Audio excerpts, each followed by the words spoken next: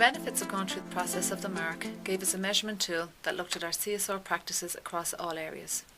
We are a company that's very measurement orientated. For example, one of our founders, Andy Grove, had a famous saying, "If you can't measure it, you can't manage it," and therefore this worked well for us, as it gave us a metric that assessed our CSR practices in all areas, and we were able to identify how we were doing. I think, for a long time, I know I have been saying we are good at CSR, but this actually gave us a report that's established whether or not we were, and if we weren't, what areas we may have been lagging on or where we could make improvements. So I suppose the Mark gives you concrete feedback as to whether or not you're doing well in CSR. So therefore, I think having a measurement tool really worked well for us. First of all, we got management commitment, because you need the commitment from the top down.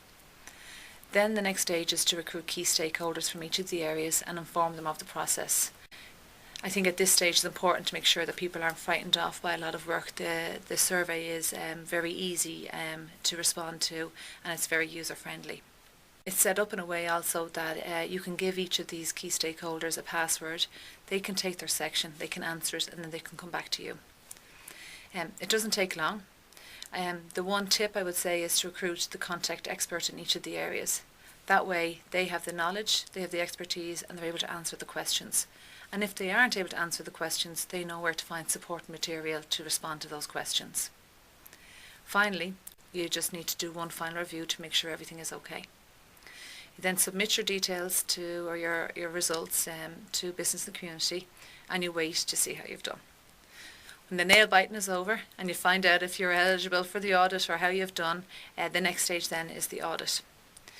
We had a full day of audit, and it worked very well for us. We were given areas that we were going to be audited against, and we brought the key stakeholders that responded to those areas into a room at different times during the day. Then they were able to bring support materials to their responses. Overall, there's been a great awareness of CSR across the site.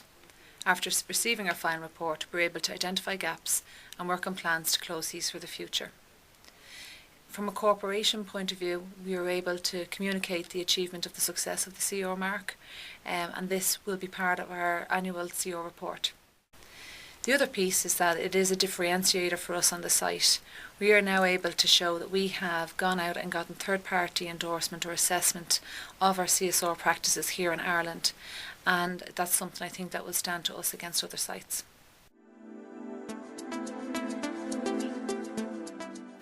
I would encourage you to embark on the journey. I would encourage you to get management support and make sure that it's recognised as an activity that's important to the company.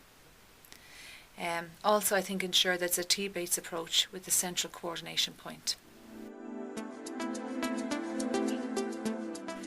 I would definitely recommend you to sign up for the Mark, as it allows you to understand the measurement of CR and highlights your areas for improvement.